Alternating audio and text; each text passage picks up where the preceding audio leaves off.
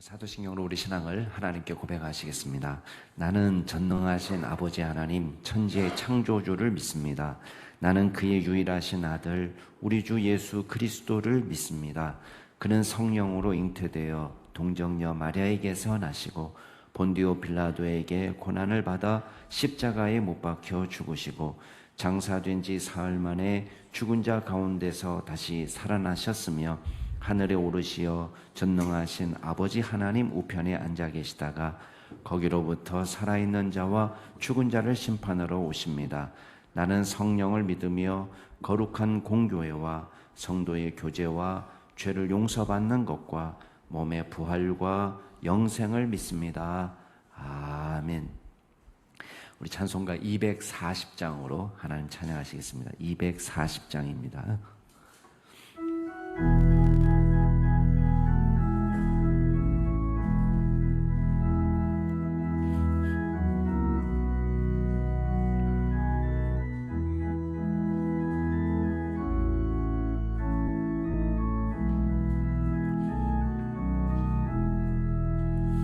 주가 맡긴 모든 역사 힘을 다해 마치고 밝고 밝은 그 아침을 맞을 때 요단강을 건너가서 주의 손을 붙잡고 기쁨으로 주의 얼굴 배우리. 나의 주를 내가 그의 곁에 서서 배우면 나의 주를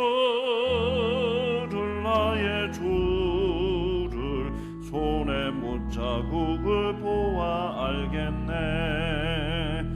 하늘나라 올라가서 주님 앞에 절하고 온유하신 그 얼굴을 배울 때 있을 곳을 예비하신 크신 사랑 고마워 나의 주께 기쁜 찬송 드리리. 나의 주를 내가 그의 곁에 서서 배우면 나의 주를 손에 못자국을 보아 알겠네. 이 세상을 일찍 떠난 사랑하는 성도들 나를 맞을 준비하고 있겠네. 저희들과 한 소리로 찬송 부르기 전에 먼저 사랑하는 주를 배우리. 나의 주를 내가 그의 곁에 서서 배우면 나의 주를 손에 못자국을 보아 알겠네. 영화로운 시온성에 들어가서 다닐 때 흰 옷 입고 황금길을 다니며 금고문고 맞추어서 새 노래를 부를 때 세상 고생 모두 잊어버리리. 나의 주를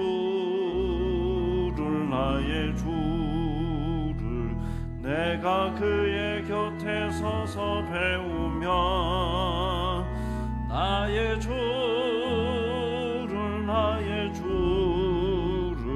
손에 못자국을 보아 알겠네. 아멘. 오늘 하나님께서 저희에게 주시는 말씀은 열왕기 상 2장 1절에서 12절 말씀까지입니다.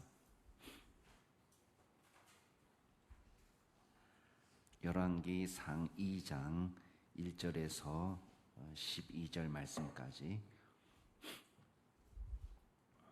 제가 한 절, 여러분이 한 절 교독하겠습니다. 열왕기 상 2장 1절부터 제가 먼저 읽겠습니다. 다윗이 죽을 날이 임박하매 그의 아들 솔로몬에게 명령하여 이르되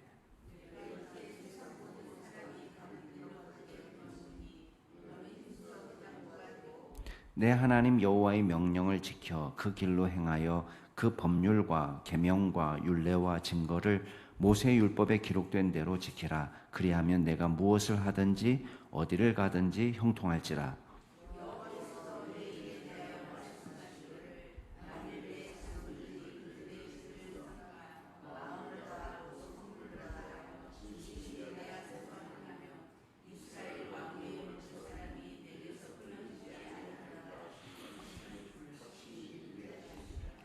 수르야의 아들 요압이 내게 행한 일 곧 이스라엘 군대의 두 사령관 넬의 아들 아브넬과 예델의 아들 아마사에게 행한 일을 내가 알거니와 그가 그들을 죽여 태평시대의 전쟁의 피를 흘리고 전쟁의 피를 자기의 허리에 띤 띠와 발에 신은 신에 묻혔으니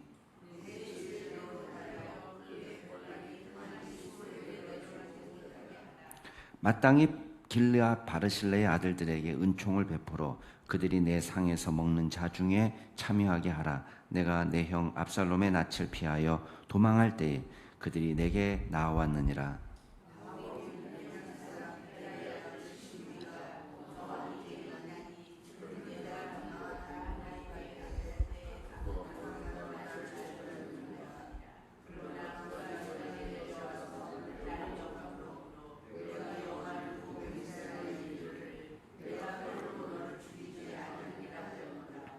그러나 그를 무죄한 자로 여기지 말지어다. 너는 지혜 있는 사람이므로 그에게 행할 일을 알지니 그의 백발이 피 가운데 수올에 내려가게 하라.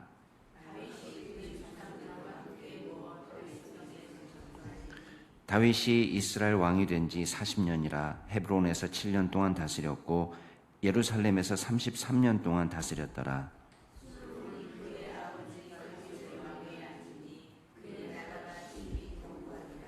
아멘. 네, 오늘 말씀은 다윗이 이제 죽음이 임박한 가운데 솔로몬을 불러서 유언하는 장면입니다. 그래서 굉장히 중요한 이야기. 마지막 하나님 나라 가기 전에 이제 솔로몬에게 아주 중요한 당부를 하고 있는데 이제 크게는 두 덩이로 나눌 수 있습니다. 첫 번째는 이제 솔로몬 개인 자신에 대한 당부고, 그다음 두 번째는 자신이 못다한 미진한 업무에 대한 당부입니다. 이제 크게 두 덩이로 나눌 수가 있는데 이제 솔로몬 개인에게는 이제 두 가지를 부탁합니다. 일단은 힘써 대장부가 되라. 힘써 대장부가 되라. 이 힘쓰다라는 말은 이제 굳세게 하다, 강하게 하다, 용기를 내다, 뭐 그렇게 번역할 수가 있습니다. 그러니까 이제 굳세게 세번역 성경에는 굳세게 이렇게 따로 이제 힘써를 굳세게 하여 이런 식으로 이제 번역을 했는데 여기서도 그냥 우리가 남자답게 힘써 용기를 내서 남자답게 행동해라. 이제 그렇게 이제 쓰면은 대충 맞지 않을까 싶습니다.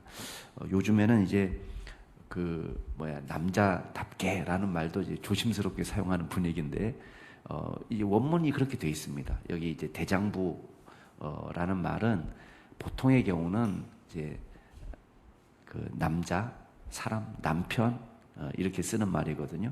그러니까 용기를 내서 지금 상황은 위기가 예상되는 상황이에요. 솔로몬이 앞으로 맞닥뜨리게 될 여러 어려움은 이제 이미 예고되어 있는 것입니다. 그 어려움이 없는 건 아닙니다. 다윗에게도 있었고 솔로몬에게 있었고 다 있습니다. 그러니까 어떤 식의 어려움이든 위기든 솔로몬 앞에 놓여 있을 텐데 그때 솔로몬이 남자답게 용기를 내서 이 문제를 잘 대처해 나갈 수 있도록 그렇게 당부하는 내용입니다.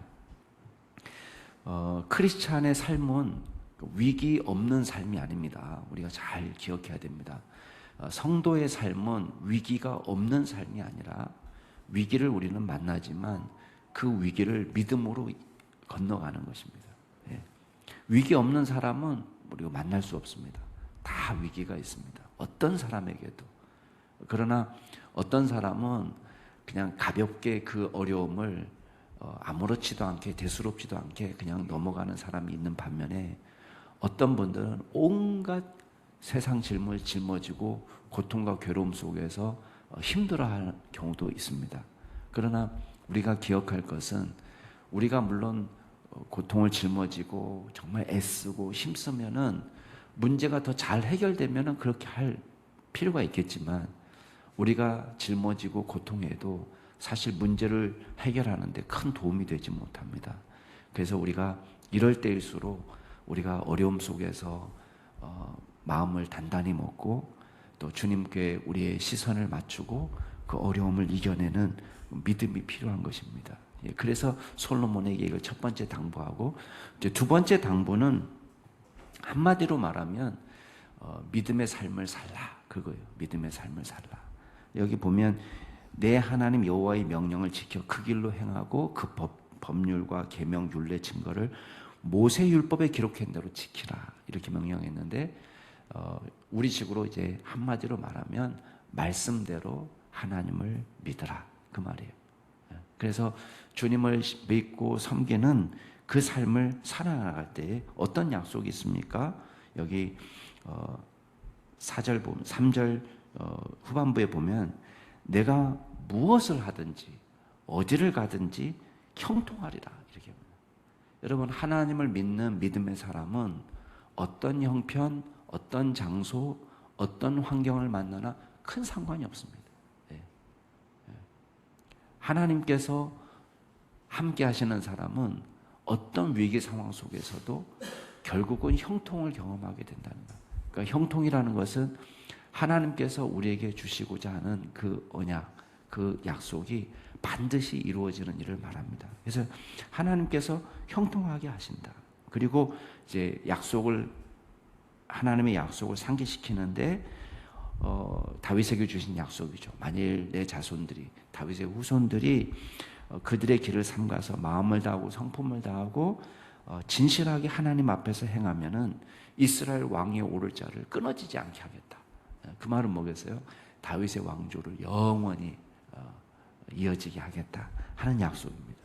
그래서 이제 두 가지를 당부했습니다. 이제 하나는 용기를 내라, 남자답게 마음을 단단히 먹고 우리 앞에 놓여 있는 여러 위기가 있겠지만은 그 위기 속에서 용기를 내고 남자답게, 대장부답게 넘어가라, 이렇게 당부하는 것이고, 두 번째 당부는 여호와의 명령을 지켜서 믿음으로 살아라 하는 명령입니다. 이게 이제 솔로몬 개인이 평생 힘쓸 일이에요. 평생 힘쓸. 두 가지만 힘쓰면 되는 거예요. 그러니까 우리도 비슷합니다. 우리도 위기를 만나지만 용기를 갖고 쉬 낙심하지 말고. 왜냐하면 두려움과 낙심과 슬픔은 문제를 해결하지 못합니다. 그래서 우리가 어려움을 만났을 때에 그럴 때일수록 마음을 단단히 먹고 믿음 안에서 신앙생활하는 그런 믿음이 필요한 거예요. 그 다음에 이제 솔로몬에게 다윗이 처리하지 못한 업무들을 맡깁니다. 이제 세 가지 중요한 당부를 하는데, 첫 번째는 요압에 대한 당부예요.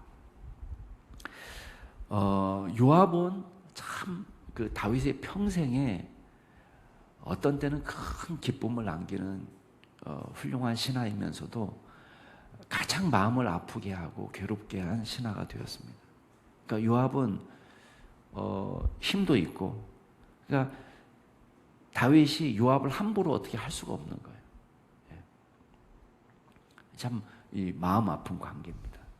그러니까 이제 촌수로 따지면 사실은 자기 누이의 아들이기 때문에 이제 조카뻘이거든요. 근데 이제 다윗은 맨 막내잖아요. 그러니까 이제 막내 삼촌이니까 아마 요압하고 다윗하고 나이가 정확하게 나오지 않지만 아마 요압이 손 윗벌일 수도 있어요. 나이로는. 근데 어쨌든 촌수로는 조카인데도 이게 마음대로 되지 않는 거예요. 통제가 안 되는. 그래서 수르야의 아들들 때문에 고통한다 하는 말을 다윗이 합니다. 정말 큰 도움을 주면서도 다윗의 마음을 가장 아프게 하고 다윗이 통제하기에는 워낙 막강한 군부를 갖고 있는 그런 상태인데 요압에게 있어서 두 가지 큰 사건을 지금 이야기합니다. 하나는 아브넬을 죽인 사건이고 하나는 아마사를 죽인 사건입니다. 그러니까 두 사람 다 이제 군사령관인데요. 아브넬은 이제 그 이스보셋 밑에 있었던, 그러니까 사울의 아들, 사울의 때부터 이제 사울의 군대 장관이었죠. 근데 이제 나라가 일단 사울은 죽었지만 마하나임 중심으로 해서 이스보셋이 통치하는 상태에서 다윗은 헤브론에서 7년을 통치합니다. 근데 그때의 군사령관이 아브넬이에요. 근데 아브넬이 나중에 다윗을 찾아와서 투항하겠다, 그 나라를 합치자라고 제안하러 왔는데 다윗은 그 제안을 좋게 받아들였습니다. 왜? 아니, 싸우지 않고 피를 흘리지 않고 나라를 평화롭게 하나가 되게 하는 방법이니까. 그러니까 이 방법을 다윗은 선호해서 다 일을 잘 할 수 있도록 분위기를 조성해 나가는데 그만 이제 요압이 아브넬을 암살했습니다. 왜 그러냐? 전쟁하는 가운데 자기 동생 아사헬이 이 아브넬한테 죽은 겁니다. 근데 여러분, 전쟁 중에는 그렇잖아요. 성경도 전쟁 중에 저지른 살인에 대해서는 이제 살인죄를 적용하지 않는다고. 왜냐하면 전쟁에서는 자기 목숨이 왔다 갔다 하는 상황이기 때문에 이게 무슨 사람을 죽이려고 해서 죽이는 게 아니잖아요. 그러니까 전쟁은 특별한 예외 상황이기 때문에 아브넬도 아사헬이 계속 추격해 오니까 자기를 죽이려고 추격해 오는 아사헬을, 야, 웬만하면 다른 사람 그냥 죽이고 가라, 오지 마라, 내가 너를 죽이면 요압 얼굴 어떻게 보겠냐 계속 얘기하는데도 뒤에서 따라오니까 결국은 이제 전쟁에 일이 일어날 수밖에 없었던 거죠. 근데 그거에 대한 보복으로 이제 아브넬이 비무장으로 왔는데 그를 이제 칼로 찔러서 죽이고 맙니다. 아마사도 마찬가지입니다. 이 아마사도 압살롬 밑에서 일했던 군사령관이에요. 그래서 압살롬이 죽고 다윗은 나라를 하나 되게 해야 될 거 아니에요. 지금 뿔뿔이 흩어져서 지금 마음이 갈라졌는데 이 상황 속에서 아마사를 품으려고 이제 하는데, 게다가 요압은 어떤 실수했습니까? 결정적으로는 압살롬을 죽이지 말라고 했는데 압살롬을 죽였단 말이에요. 그러니까 다윗이 통제가 안 되는 거예요. 근데 이 아마사를 품으려고 하는 다윗의 마음을 알고는 이 아마사를 죽여버려요. 왜? 자기 대신 이 사람이 군사령관 될 것 같으니까. 그러니까 이 두 가지 사건이 있습니다. 게다가 지금 압살롬 죽인 큰 이야기도 하지 않습니다. 이 요압의 잘못은 태평 시대에 비무장한 사람을 자신의 사사로운 감정 때문에 암살한 그런 잘못을 저질렀어요. 그래서 이 전쟁도 아니고 일반적인 상황 속에서, 그리고 그 피를 어디에 흘렸다는 거예요? 여기 보면 자기 허리띠와 발에 신에 묻혔다. 그 말은 자기가 직접 죽였다는 거예요. 누구 시켜서도 아니고.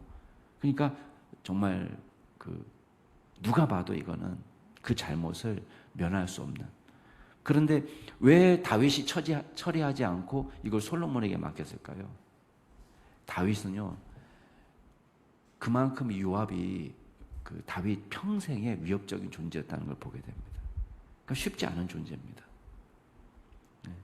그래서 또 나라를 생각하니까 이제 평화로운 상황 속에서 하나가 되게 하는 그런 분위기를 해칠 수 있는 어려움이 있을 때는 또 삼갔던 일이 있습니다. 그 대표적인 예가 이제 뒤에 나오는 시므이의 예입니다. 자, 두 번째 당부는 바르실레의 아들들인데요. 바르실레의 아들들은 누구냐면, 바르실레는 어떤 사람이에요? 일단은 압살롬이 반란을 일으켰을 때 다윗이 도망갔습니다.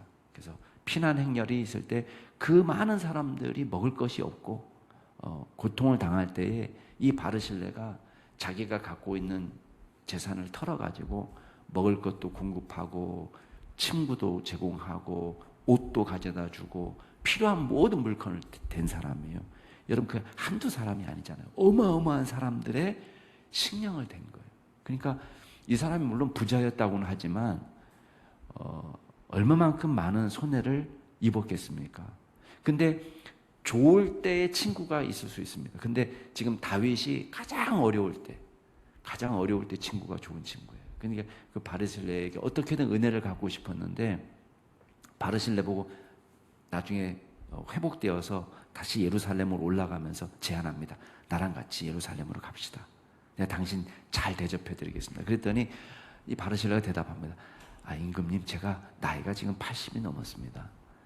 좋은 걸 입어도 좋은 걸 먹어도 좋은 걸 보아도 별로 재미없습니다.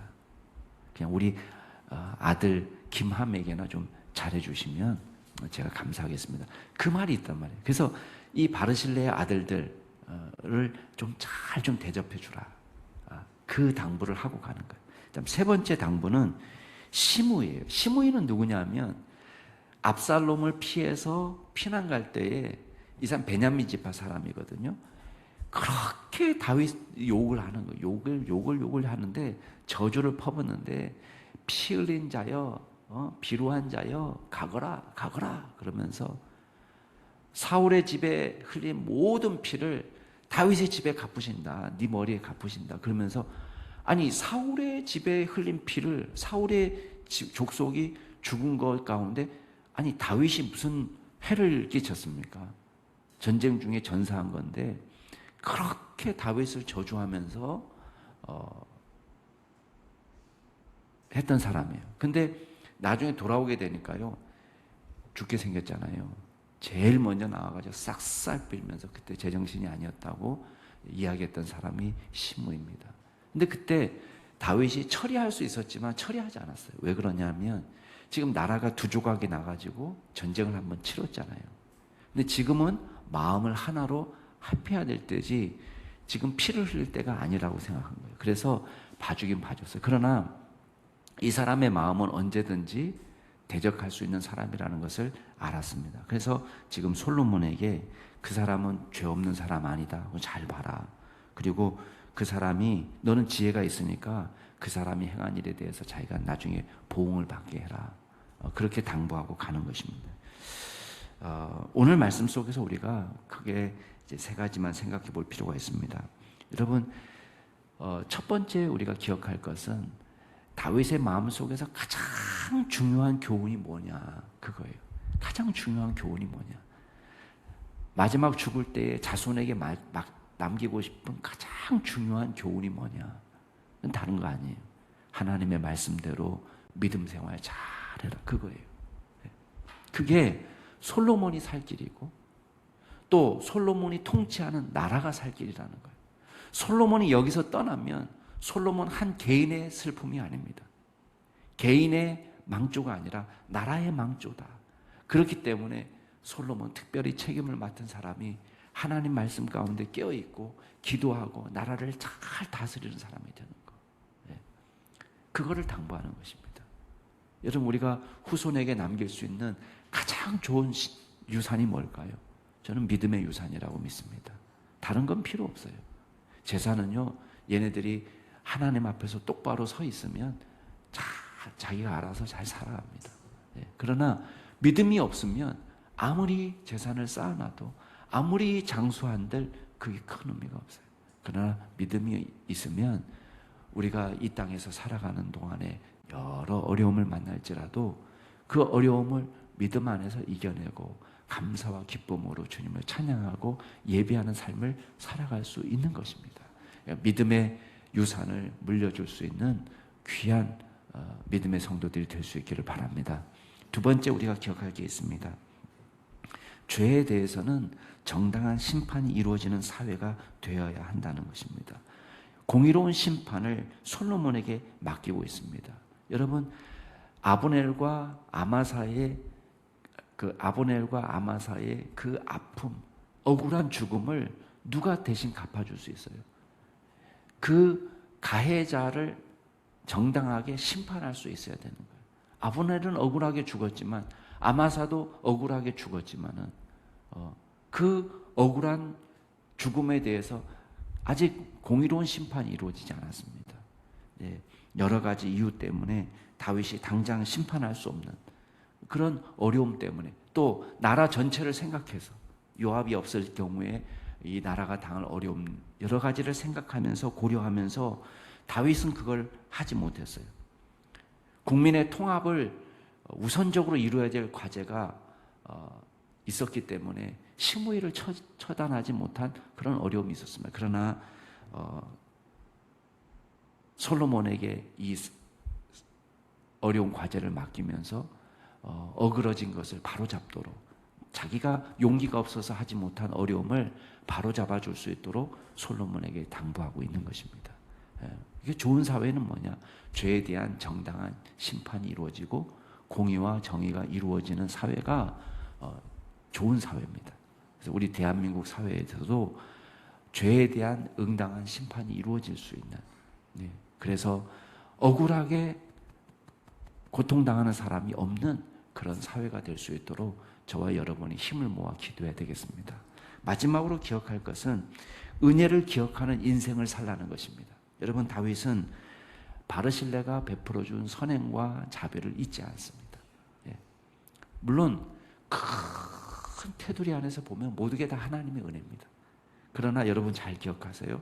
하나님의 은혜를 사람의 손길을 통해서 온단 말이에요. 그걸 기억해 하는 사람이 믿음의 사람이에요. 그래서 믿음의 사람은 하나님께도 감사하지만 내게 은혜를 베풀어 주시고 자비를 베풀어 준 사람의 은혜를 기억하고 갚는 사람이 믿음의 사람이에요. 그래서 뭐 하나님이 하셨는데 뭐 지돈인가? 뭐 이런 식으로 얘기하면 안 돼요. 그분이 도움을 줄 때는 하나님께서 물론 기도하면서 시켜서 주셨지만 하나님께서 주신 감동을 그 사람이 순종하고 우리에게 사랑과 자비를 베풀어 준 거예요. 그러니까 우리가 사람의 은혜도 늘 기억하는 믿음의 종들이 되기를 바랍니다. 이 시간 같이 기도하실 때에 우리 세 가지만 놓고 기도하겠습니다. 다윗도 이 세상을 떠난 것처럼 우리에게도 이 세상을 떠날 날이 옵니다. 종말론적 신앙을 갖고 하나님을 늘 찬양하고 예배하도록 우리가 마음의 준비를 하고 오늘 하루를 살아갈 수 있도록 위해서 기도하시고, 두 번째는 북한 땅을 위해서 기도하겠습니다. 코로나 때문에 국경이 봉쇄되고 탈북이 이루어지지 않도록 전기가 흐르는 철책으로 그냥 국경을 다 봉쇄했다는 말이 있습니다. 아사자가 속출하고 있습니다.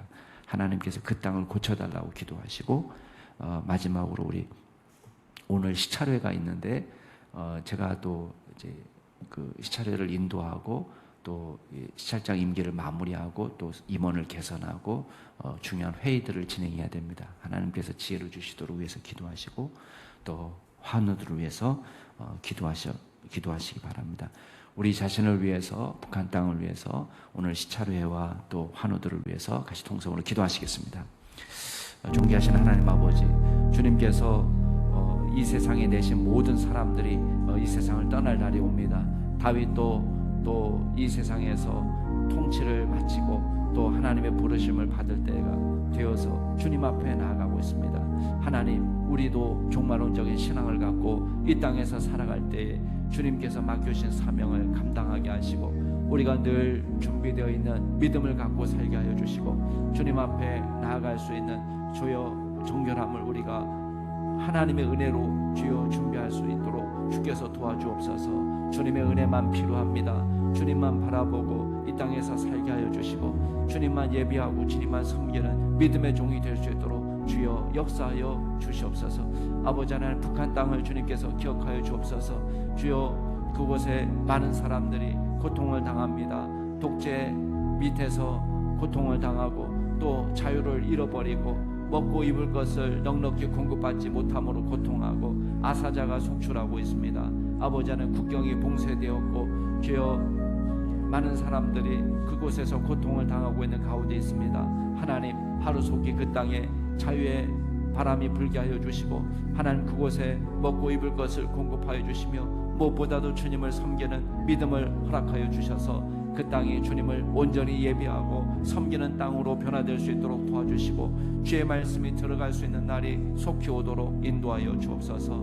아버지 하나님, 특별히 주님께서 오늘 시찰회 가운데 역사하여 주시고 하나님 모든 회의를 진행할 때 주님 지혜를 더하여 주시고 또 임원을 새롭게 개선하고 또 중요한 안건들을 처리할 때에 하나님께서 친히 주장하여 주시옵소서. 여러 환우들을 주님 기억하여 주옵소서. 하나님께서 이세영 집사님 붙들어 주시고 성령으로 충만케 하여 주옵소서. 하나님 육신을 회복시켜 주옵소서. 우리 손미심 집사님, 박지은 집사님, 하나님께서 은혜를 더하여 주셔서 하나님 능력을 강화시켜 주시고 혈소판도 늘려주시고 온전히 모든 세포마다 생기를 얻게 하여 주옵소서. 이재은 집사님에게도 은혜를 더하여 주셔서 고통 중에 회복할 수 있도록 도와주옵소서. 존귀하신 하나님, 주의 이름을 찬양합니다. 하나님께서 특별히 저희들에게 이 세상을 맡겨주셨고 우리가 한평생 사는 동안 주님을 믿고 따르고 섬기도록 주님께서 저희들에게 한평생 주셨습니다. 우리가 살아가는 동안 주님을 잘 섬기며 말씀 가운데 있게 하여 주시고 깨어 기도함으로 주님과 교통하며 또 주님께서 맡겨주신 사명을 잘 감당할 수 있는 믿음의 종들이 다 될 수 있도록 역사하여 주시옵소서. 하나님께서 저희들에게 허락하신 귀한 은혜를 늘 기억하고 우리에게 자비를 베풀어 준 사람들을 기억하는 은혜를 기억하는 믿음의 종들이 되게 하여 주시고 늘 감사가 우리의 삶에 넘치는 주님께서 역사하여 주옵소서. 감사드리며 모든 말씀 우리 구주 예수 그리스도의 이름으로 기도드리옵나이다. 아멘. 하늘에 계신 우리 아버지, 아버지의 이름을 거룩하게 하시며 아버지의 나라가 오게 하시며 아버지의 뜻이 하늘에서와 같이 땅에서도 이루어지게 하소서. 오늘 우리에게 일용할 양식을 주시고 우리가 우리에게 잘못한 사람을 용서하여 준 것 같이 우리 죄를 용서하여 주시고 우리를 시험에 빠지지 않게 하시고 악에서 구하소서. 나라와 권능과 영광이 영원히 아버지의 것입니다. 아멘. 오늘도 주 안에서 복된 하루 되시기 바랍니다.